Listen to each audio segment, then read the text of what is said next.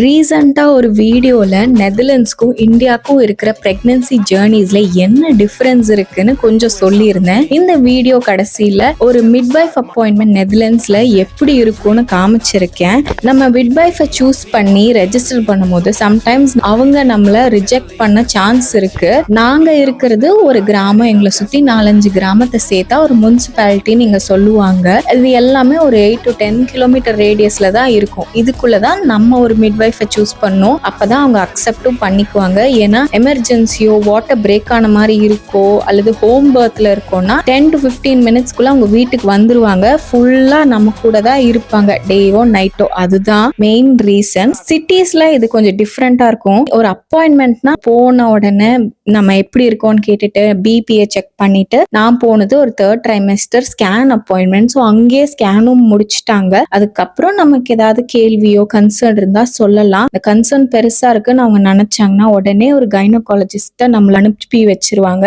இல்லையா அடுத்த அப்பாயின்மெண்ட்டை ஃபைனலைஸ் பண்ணிட்டு அதோட முடிச்சிருவாங்க.